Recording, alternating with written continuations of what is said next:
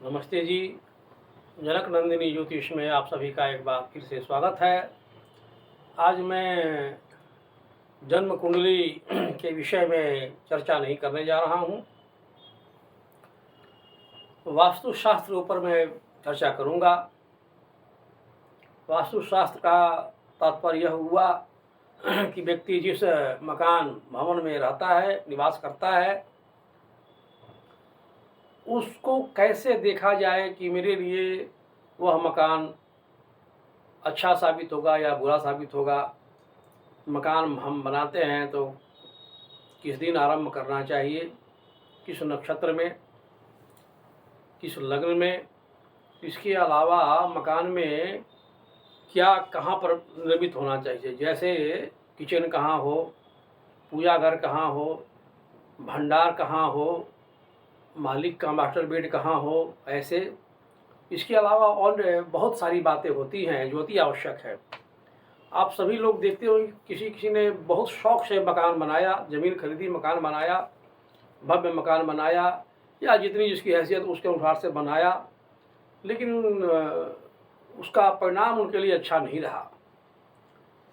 मकान में गृह प्रवेश करने के कुछ ही दिनों के बाद कोई दुर्घटना घट गई, अथवा साल भर या 2 साल के अंदर में इतनी परेशानी बढ़ने लगी कि अंततोगत्वा उसको मकान को बेचना पड़ जाता है, दूसरे मकान में जाना पड़ जाता है। आखिर तब लोग मानते हैं कि यह जो हुआ मेरे लिए अच्छा साबित नहीं हुआ। तो क्या ज्योतिष शास्त्र में इस बात की चर्चा है? क्या कोई ऐसा उपाय है, कोई तिथि, कोई नक्षत्र ऐसा है जिस दौरान उसमें अगर हम मकान का निर्माण शुरू करें तो अच्छा हो? तो सबसे पहली बात यह समझिए कि मुहूर्त होता क्या है। किसी भी काम का इनिशिएशन, स्टार्टिंग पॉइंट ही मुहूर्त है। कौन सा कार्य हम किस वक्त में करें, किस समय करें, वही सबसे महत्वपूर्ण है। ग्रह 9 हैं, राशि 12 है, नक्षत्र 27 है, दिन 7 हैं। ये तो भाई चलते ही रहेंगे हमेशा। विदिन 24 आवर्स पृथ्वी एक बार घूम जाती है, तो हमेशा कोई न कोई खराब समय चलता रहे आवश्यक नहीं, हमेशा बढ़िया ही समय रहे आवश्यक नहीं। तो जिस समय हम कोई काम का आरंभ करने जा रहे हैं, उसके अनुसार ग्रहों की स्थिति क्या है, दिन तारीख क्या है, इसी पर सारा कुछ निर्भर करता है। जैसे जन्म कुंडली का मूल आधार क्या है कि व्यक्ति किस दिन जन्म लिया, किस तारीख को जन्म लिया, कहाँ जन्म लिया और किस समय जन्म लिया। समय महत्वपूर्ण है। तो समय केवल जन्म कुंडली में नहीं है, हर काम में समय महत्वपूर्ण है। इसी तरह से मकान के बारे में सबसे पहला महत्वपूर्ण काम यही है कि मकान का शिलान्यास, भूमि पूजन, जिसको हम इस तरह जानते हैं, वही सबसे महत्वपूर्ण है। यदि मकान का भूमि पूजन, गृहारंभ, शिलान्यास सही मुहूर्त में किया जाए, अर्थात वह जो ईंट डालते हैं, नींव डालते हैं, उसका सही चुनाव कर लिया जाए गणित से, पंचांग से, तो निसंदेह उस गृह में निवास करने वाले, उस घर में निवास करने वाले, मकान में निवास करने वाले सुखी रहेंगे, तथा जो व्यक्ति उस मकान का निर्माण करेगा उसको हर तरह के सुख और लाभ की प्राप्ति होगी। यही नहीं, उससे निर्धारित हो जाता है कि यह मकान कितने वर्षों तक निरंतर सो फल देते रहेगा। वैसे किसी भी मकान को 25 वर्षों के बाद उसमें कमी आनी आरंभ हो जाती है। ये अलग अलग कहानियाँ मैं आऊँगा। मकान में अनेकों बातें हैं जो देखी जाती है।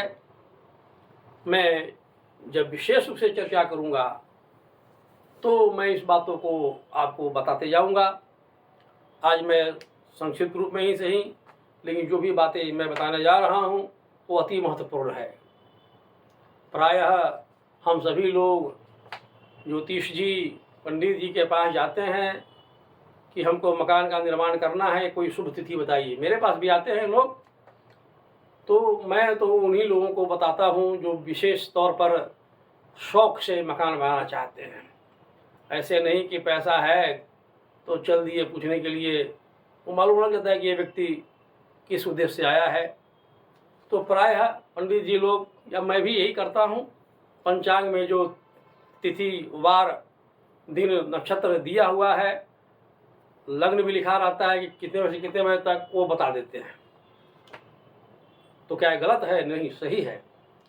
लेकिन ये सुहागा नहीं है। सोना होना अलग विषय, सोने पे सुहागा होना अलग विषय। मैं जो बातें बताने जा रहा हूँ वह सोने पे सुहागा वाली बात है। नक्षत्र पंचांग से देख करके दिन तिथि बता देना, ये चुटकी भर क्या काम है।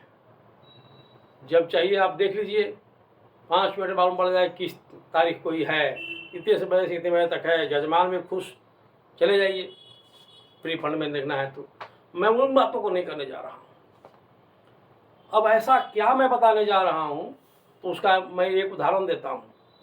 आप सभी ने सुना होगा कि भगवान श्री कृष्ण ने द्वारका का निर्माण कराया। द्वारका का निर्माण किसने किया भाई? तो देवताओं के भी जो महान शिल्पी थे, भगवान विश्वकर्मा ने किया। आप बताइए, सोच कर जरा देखिए कि जिसने मकान निर्माण का आदेश दिया वो कौन? परम पिता परमेश्वर। जिसने मकान का निर्माण कार्य किया वह कौन? देवताओं का शिल्पी भगवान विश्वकर्मा। फिर भी उस द्वारका नगरी का अंत किस तरह से हुआ? द्वारका नगरी में निवास करने वाले सभी यादव बंधु आपस में लड़ करके मर गए, कट मरे। मरे कि नहीं मरे आप लोग देखिए। वह द्वारका नगरी समुद्र में डूब गई।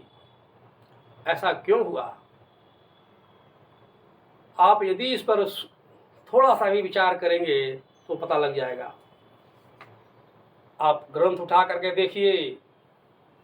मैं जानता हूँ, मैंने पढ़ा है कि उसका गृहारंभ शिलान्यास शनिवार के दिन किया गया था।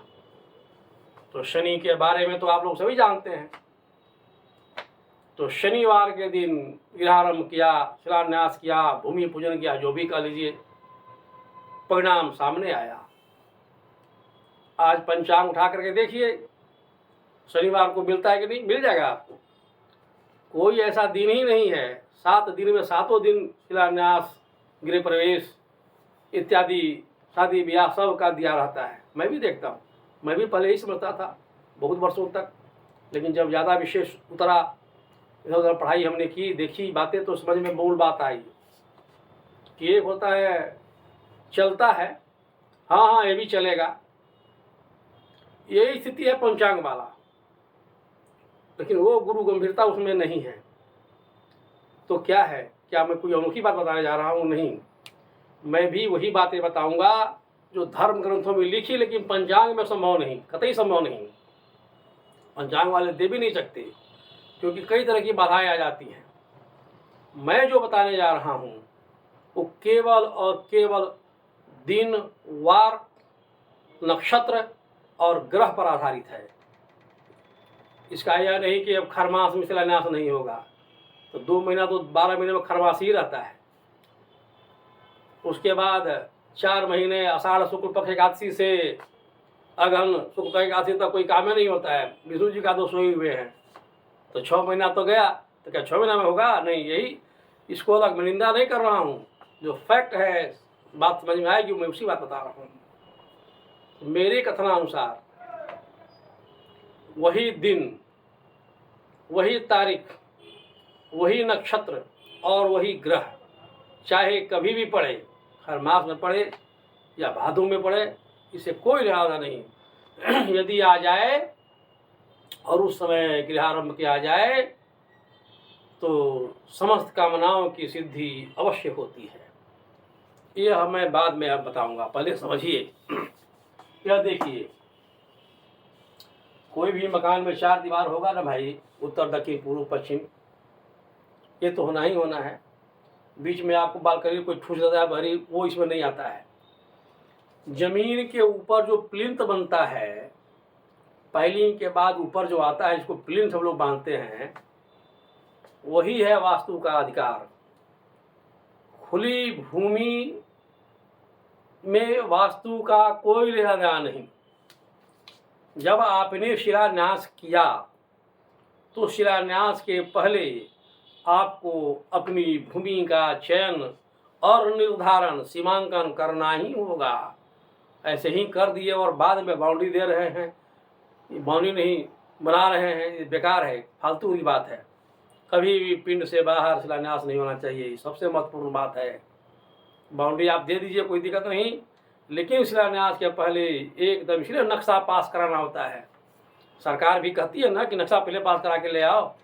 क्या मतलब है? नक्शा सब लिखा हुआ है, इतनी लंबाई, इतनी चौड़ाई वगैरह वगैरह वगैरह सब लिखा हुआ है, तो सीमांकन हो गया। तो पहले सीमांकन करा लेना चाहिए और तब शिलान्यास करना चाहिए, ये अति आवश्यक है। उसके बाद ही निर्धारित होगा कि किस दिन करे, क्या करे, वो तो बाद की बात है। तो भूमि, खाली जमीन पर जो हम लोग प्लिंथ देते हैं, वही है वास्तु।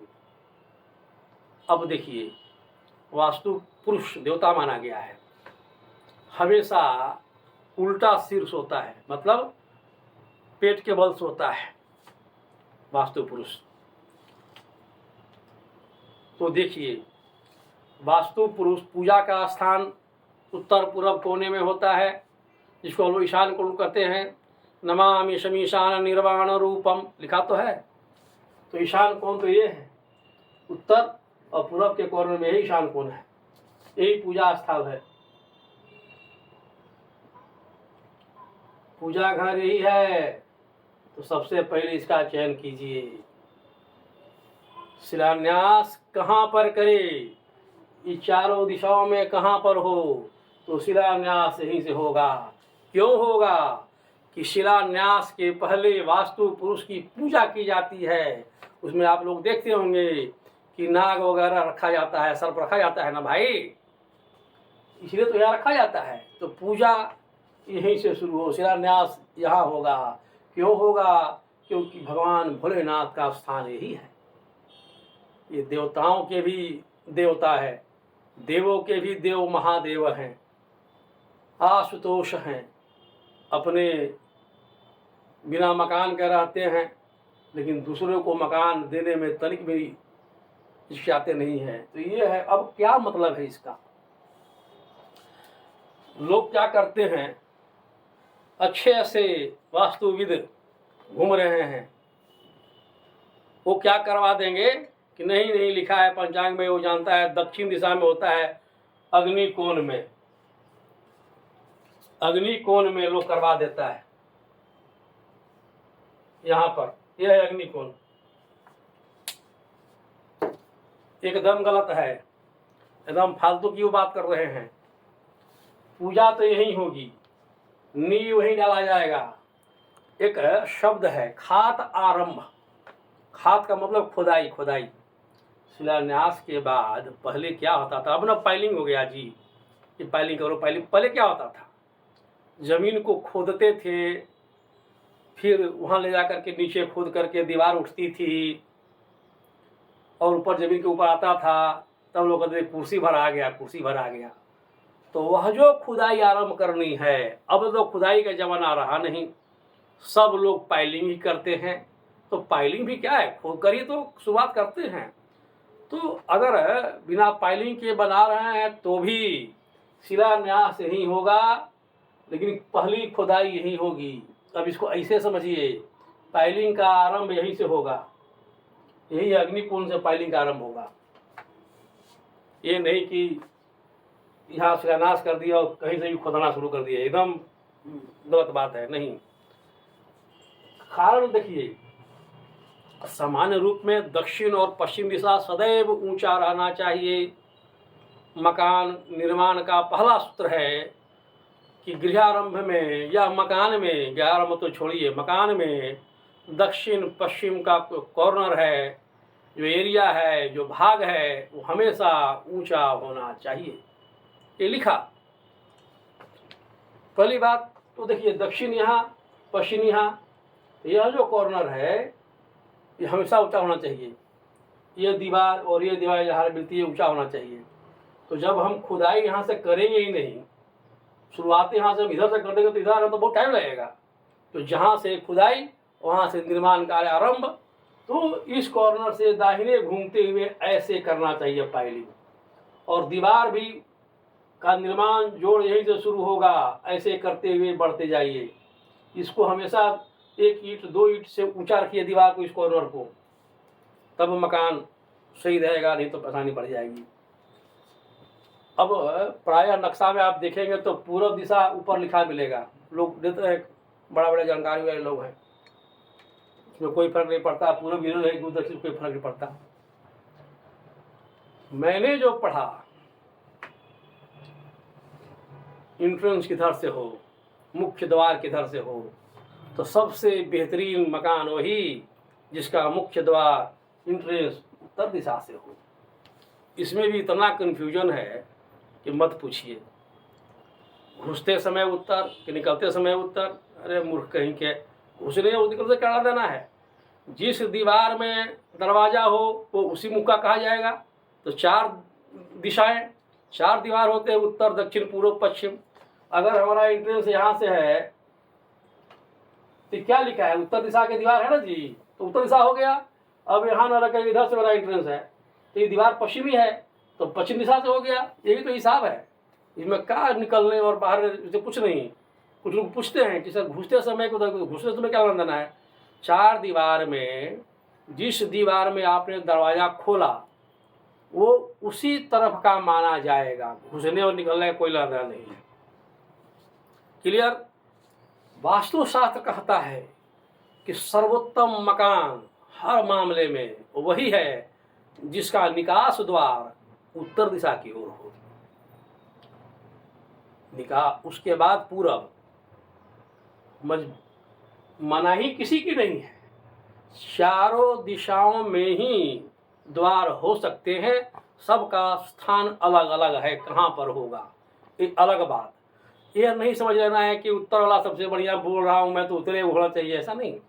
चारों में कहीं भी हो सकता है, लेकिन भाई 19-20 का फर्क पड़ता है ना। दाहिनी आंख और बाएं आंख में आप अंतर है ना, दाहिना हाथ बाएं अंतर है कि नहीं है। तो उस हिसाब से सर्वोत्तम टॉप उत्तर दिशा, दूसरा पूर्व दिशा, तीसरा दक्षिण दिशा, चौथा पश्चिम दिशा, ये सबसे बेहतरीन है। क्यों है सो देखिए, पता चल जाएगा उत्तर दिशा में ही क्यों चाहिए। तो भाई उत्तर और पूर्व के कोना में पूजा घर, दक्षिण और पश्चिम यहाँ पर होता है मास्टर बेड, मालिक का स्थान है ये।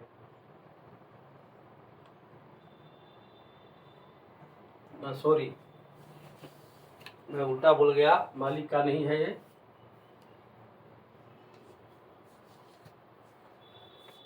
किचन, रसोई, किचन अग्निकुंड में आग न जलेगा खाना बनाने का, यह है मालिक का स्थान।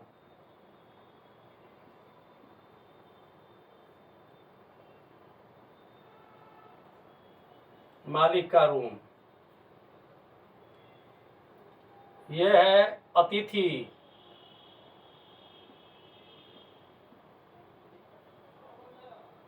अतिथि कक्ष,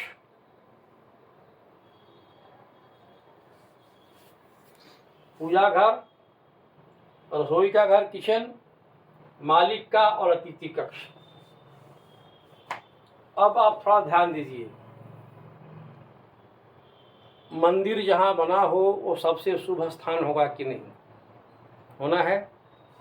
जब उत्तर की ओर हमारा एंट्रेंस है, कोई भी आएगा इस दरवाजे से तो घुसते ही उसको पूजा घर मंदिर पर नजर पड़ेगी। भले हम रूम के अंदर रखे तो भी मंदिर बना हुआ है। दाहिने में कैसे पड़ेगा, अतिथि कक्ष। अब आजकल तो ये गति हो गई है फ्लैट के चक्कर में कि अतिथि कक्ष गायब है। बेल बजा, दरवाज़ा खोलिए तो अतिथि हाजिर है। अब हॉल में एंट्रेंस से होगा, न तो किसी रूम में होगा। अगर उत्तर दिशा की ओर एंट्रेंस है तो बाकी से कोई लेना नहीं है, सीधे अतिथि आया यहाँ पर बैठा, बात खत्म, कोई डिस्टर्बेंस नहीं। अब मान लेते हैं कि आप यहाँ बना लिए, यहाँ बना लिए, कहीं बना लिए, तो पूरा पार करके ना आएगा, तो फिर कौन सा अतिथि वाली बात हो गई। ये तो घर के व्यक्ति सदस्यों कराने का स्थान है ना भाई। कोई भी गेस्ट आएगा तो बाहर रहे, घर में क्या घुसेगा, तो नहीं घुसना चाहिए। ये भी एक दोष है, सबसे बड़ा समस्या यही है। तो उत्तर दिशा का ही जो मकान अगर होगा तो सबसे श्रेष्ठ इसीलिए है कि आते ही पूजा घर इधर कॉर्नर में और इधर अतिथि के आइए और जाकर के बैठिए। यह स्थिति किसी भी दरवाजे में आप हिसाब से बैठा करके देख लीजिए, नहीं बनेगा, संभव नहीं। अगर यहाँ भी आप कर देंगे, एंट्रेंस कर देंगे, ठीक है, अतिथि बैठ जाएगा, लेकिन बगल में कौन है, मालिक के डिस्टर्ब है, सीधे मालिक से जाकर के बतियाएगा। मालिक से नज़र में नज़र कोई भी अतिथि का डायरेक्ट मिलना ही नहीं चाहिए। मालिक के घर में कोई घुस नहीं सकता। घर मतलब room, no entrance, no permission, एकदम बंद रखिए। जो भी घर का मालिक है उसके घर में सीधा प्रवेश किसी का भी नहीं हो सकता।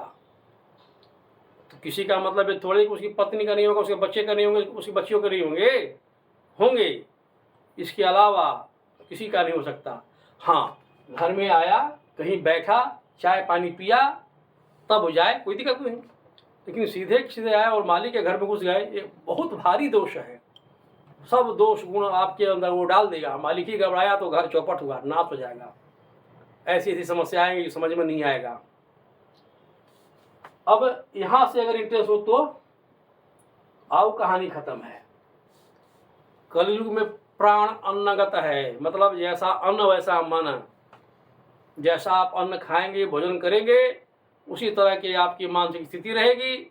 ये अग्नि कौन है, पता नहीं कौन किधर से आ रहा है, शुद्ध है अशुद्ध है, चोर है बदमाश है महात्मा है, इससे कोई मतलब आपको तो पता ही नहीं है कौन आ रहा है।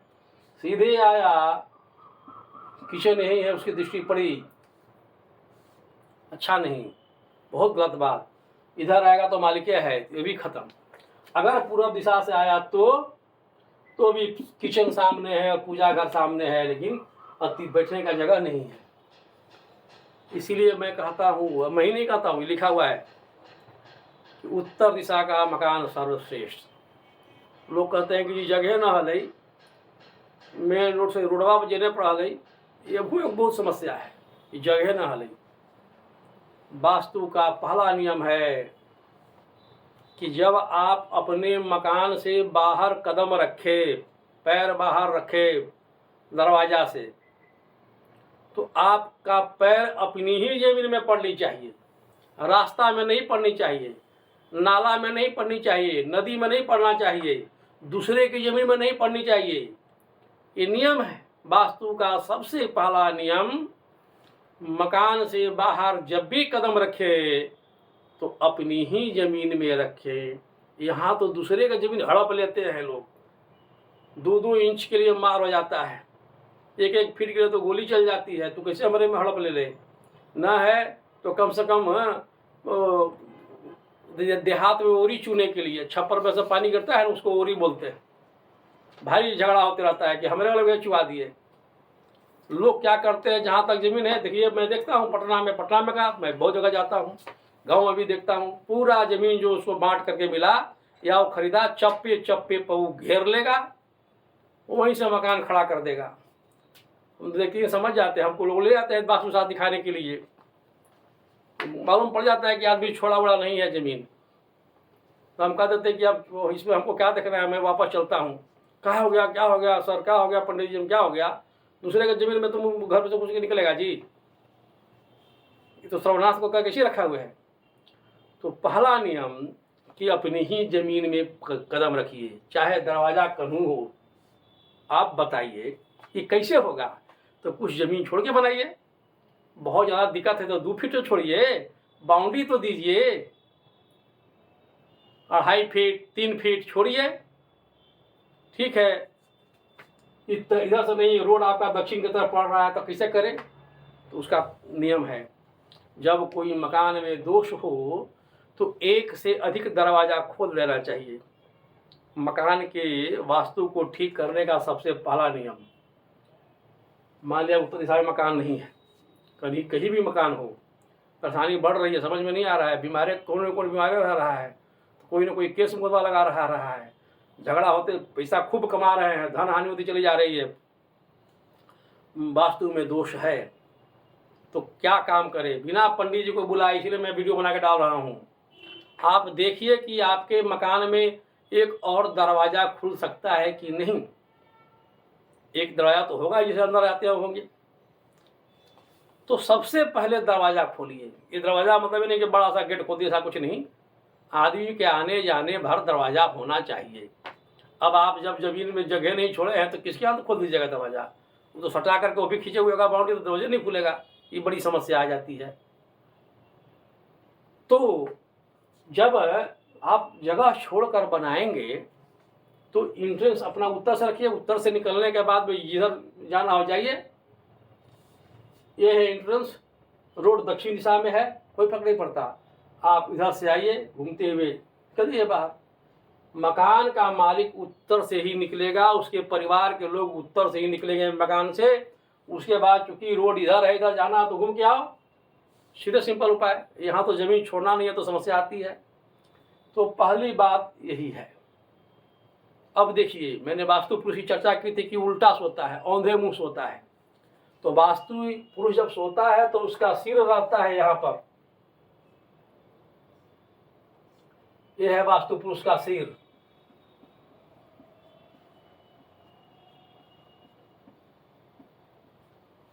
इधर इधर पैर, इधर पैर, इधर दाहिना हाथ, इस कॉर्नर में दाहिना हाथ, इस कॉर्नर में बायां हाथ।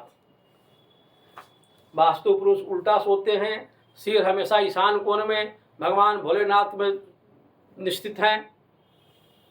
वास्तु पुरुष का दिन सर्प है, वासुकीनाथ, इसीलिए शिलान्यास में चांदी का न हो, सोने का न हो, कुछ भी हो उसमें डाला जाता है।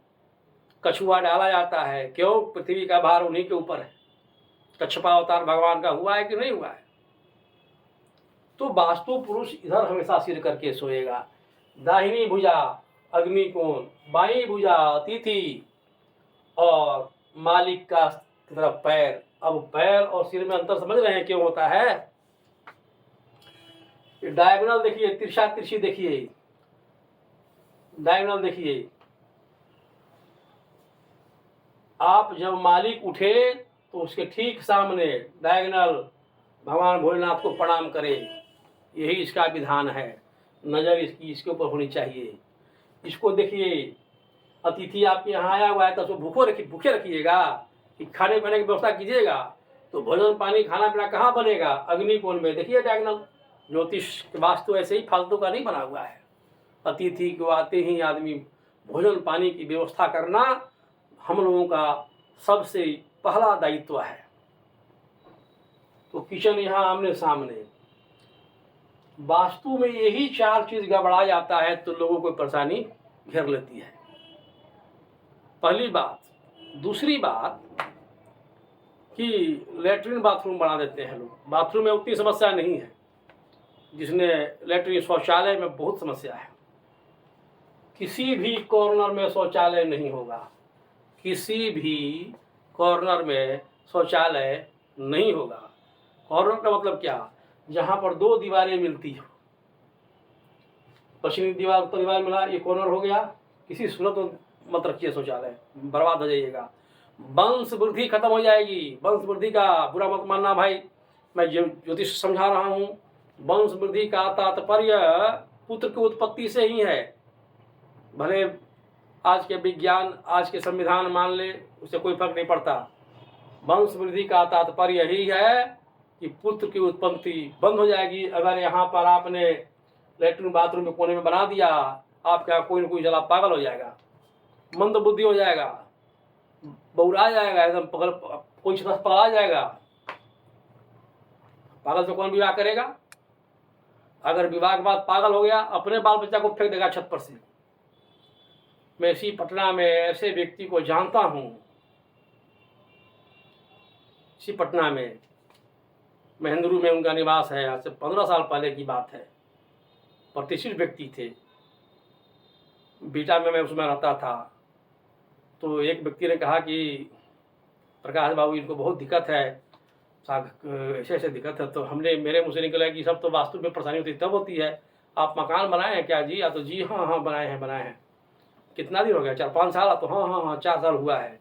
हमको उसी के बाद से परेशानी बड़ी हुई आती है। एकदम सही है, आप कैसे उबारेंगे? हम क्या उबारेंगे? तो पटना हमको लेकर के आए।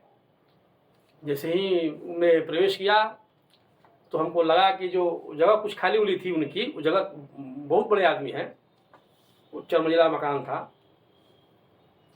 हमको डाउट हो गया कि कोना ऊंचा दिख रहा है, क्या चीज़ है? प्लास्टर उस्टर किए हुए हैं। हम कि वो क्या बना के रखे हैं? बाहर ही हूँ मैं, अंदर घुसा नहीं हूँ रूम में। उनके कितनों भी कहते हैं मैंने कहा नहीं, वास्तु पुरुष देखने वाला कोई भी पंडित, कोई भी ज्योतिषी, वास्तु शास्त्र का जानकार तब तक पानी भी नहीं उस घर का पी सकता जब तक वह वास्तु को देख न ले, उसका उपचार न कर ले। अगर बिना उपचार किए, बिना देखे ही पानी वानी पी लिया, उस घर का सब दोष अपने मत्थे लेकर के आएगा। तो हमने कहा कि नहीं वो सब छोड़िए, पहले ही बताइए क्या है। तो जी टंकी है। कौन सी क्या? पानी का? कि लेटरिन का? तो ये लेटरिन वाला। हम ये वंश महाराज नाश हो जाएगा, आपका वंश खत्म हो जाएगा। कहाँ है, किस फेरे में है? अब वो रोने लगे। वो सब बात तो हमको बताए नहीं थे बेचारे। बोले कि आपकी बात सही है, हमारा 3 गो लड़का है, तो 2 के शादी नहीं हुई है, 1 के शादी हुई है। जो 1 बेटा है वो पगला गया है, उसको हम इलाज करवा रहे हैं। एक दिन हमारा पोता के ऊपर ही से फेंक रहा था, तो कैसे तो उसकी पत्नी ने देख ली तो पकड़ा, तो पगलाए में सर फेंक रहा था। हम बोले ना पगला है ना घरवा में। तो हाँ, उम्र भी उन 2 बेटों की अब काफ़ी खासी निकल गई थी, इसीलिए बेचारे नाराज थे कि अब क्या करें। तो हमने कहा कि अगर आप वचन देते हैं कि ये जो टंकी बना के रखे हुए हैं, टंकी यहाँ था उनका, सॉरी उल्टा मैं बोल रहा हूँ, यहाँ पर टंकी था। पूजा घर जहाँ है ना ईशान कोण, वहीं पर टंकी था, गलती हो गई। यहाँ पर पूजा जो स्थान है ईशान कोण में उनका टंकी था। हम कि भगवान भोलेनाथ का महाराज कहेंगे सब लोग पूजा करता है, आप वही पखाना का टंकी बना दिए हैं। माथा होता गर्म है आपका है? पैसे के चक्कर में आपको पूछना नहीं चाहिए था। अब अगर आप वचन देते हैं कि इसको हम ध्वस्त कर देंगे तभी हम आगे बढ़ेंगे, तो नहीं बढ़ेंगे। कौन पाप चढ़ाने जाएगा बताइए? ईशान कोण में पानी का टंकी बना के रखा है, ये भला चाह रहा है। कहे कि एकदम हम वचन देते हैं, आज से इसमें बंद, हम लोग अपना व्यवस्था कर लेंगे, इसको ख़त्म करेंगे, तोड़ेंगे, और उसके बाद अब यहाँ कहीं हम बनाएंगे, अब तब हम देखेंगे। ऐसे ही नहीं, अनेकों घर में देखिए, जिस घर में कोई नावल्द हो जाए, वंश न चले, या खाली बेटिए हो जाए, तो बने वंश वृद्धि। आप समझ लीजिए कि उसका उत्तर पूरा कोना डिस्टर्ब है। मैं तो यहीं बैठे बैठे लोगों को बताता हूँ, जिसमें हमेशा कोई न कोई बीमार रह रहा है, समझिए कि उस आदमी का खाना गलत जगह पर बन रहा है। बीमार, कोई भी दवाई कर लीजिए, नामी से नामी डॉक्टर आ जाएं, घर का भला नहीं हो सकता। कतनों पैसा आ रहा है, टिक नहीं रहा है, सब लूट पिट जा रहा है। इसका मतलब ही है कि उसका भंडार कौन, देहात भंडारे कौन बोलते हैं इसको, गड़बड़ है। यहीं पर क्या गड़बड़ कर दिया? लेटरिन बना दिया होगा, सीढ़ी बना दिया होगा, कुछ गड़बड़ किया होगा। अब मालिक दिन पर दिन प्राणांते होने पर मरा चाहता है, जहाँ से मकान बनाया तैयार से, नहीं तो उसके बाल बच्चा उसकी पिटाई करता हो, गाली उली देता हो, इज्जत खेलता हो। अब समझ लीजिए कि उसका दक्षिण पश्चिम कोना गड़बड़ है। जो मालिक का स्थान है वो हिल गया, मालिक यहाँ पर नहीं निवास करता है, कहीं और चल गया। ये सब मुख्य बातें हैं। किस दिन आरंभ करेंगे उस पर मैं फिर आऊँगा, अलग वीडियो बनाऊंगा, क्योंकि लंबा होता चला जाएगा। सबसे महत्वपूर्ण बात, अगर ये सब चारों ठीक हो गया तो क्या करें? ये देखिए लिखा हुआ है ब्रह्म स्थान। इसको आजकल 99.99% व्यक्ति न तो जानते हैं, न पंडित जी बताते हैं, न कोई वास्तुविद इसका जिक्र करता है। वह ग्रंथ में ही लिखा हुआ है, रह गया। तो ऐसा नहीं कि एक मैं ही तिस्मार खाऊं, लेकिन मैं आदत थोड़ा ज़्यादा है, फटहा है, बोल देता हूँ। इसका आजकल कोई ध्यान नहीं देता। एक तो बड़ा में स्थान खत्म हो गया। पहले घर में आंगन होता था कि नहीं होता था? घर के बीचों बीच आंगन होता था ना, तो घर के या उस भूमि के चौकोर भूमि का जो सेंटर एरिया होता है, जो न्यूक्लियस होता है, केंद्र होता है, वही ब्रह्म स्थान है, जिस पर सारा चीज टिका हुआ हो। यही है ब्रह्म स्थान। पहले आंगन होता था। आप लोगों को, जिन लोगों ने, जिसके घर में आंगन है, देखा होगा, कोई भी पूजा कथा वार्ता आंगन में ही होता था। तिलक चढ़ाना हो, छेका चढ़ाना हो, आंगन में ही होता था। सारा पूजा पाठ शुभ कार्य आंगन में ही होता था। क्यों? क्योंकि ये सदैव शुभ होता है, इसमें कभी भी कोई दोष नहीं होता। आजकल तो फ्लैट के चक्कर में आंगन खत्म हो गया, अब डाइनिंग हॉल, उसमें भी आजकल तो ओपन किचन, एक से एक नमूना है, लोग बना रहा है। तो भाई हो, अब क्या करें? फ्लैटें हैं तो क्या करें? अनुमान से लगे कि यही सेंटर होगा इस फ्लैट का या इस मकान का, उसको साफ सुथरा रखो। कैसे साफ सुथरा रखेंगे भाई? तो भाई कम से कम यहाँ पर लेटरिन मत बना दो, बीचों बीच लेटरिन मत बना दो। कहीं कहीं होता है ना कि इंटर कनेक्टेड या अटैच लेटरिन बाथरूम रहता है, तो उस चक्कर में एक ही जगह 2-3 लेटरिन बन जाता है और संयोग से वो बीचे बीच पड़ जाता है, बर्बाद कर देगा। कितने लोग मैदान छोड़कर भाग गए, बेच दिए, बड़े बड़े दाम, करोड़ों करोड़ों की मकान हमने बिकते देखा है। उन लोगों का वास्तु भी मैंने जा करके देखा है। इसको शुद्ध रखो। सबसे पहला काम करो कि बीचों बीच में लेटरिन बाथरूम मत रखो, ये अपने आप शुद्ध हो जाएगा। पूजा पाठ बीचे में करो। अब उसमें भी है तो क्या करें? कुछ ऐसा सामान रख दो कि दूसरा चीज़ को उपयोगी नहीं होगा वहाँ पर। इसको सुरक्षित रखो। अगर इसको सुरक्षित रख लिया गया तो आधा परेशानी वास्तु दोष है तो भी नहीं होगी। अभी के लिए इतना ही। मैं अगले वीडियो में बताऊंगा कि शिलान्यास करने का कौन कौन सा नक्षत्र, कौन कौन सा दिन सबसे बढ़िया होता है और उसका क्या फल होता है। अभी तक के लिए इतना ही। यदि मेरा यह वीडियो आप लोगों को अच्छा लगे तो लाइक कीजिए, शेयर कीजिए और सब्सक्राइब कीजिए। धन्यवाद।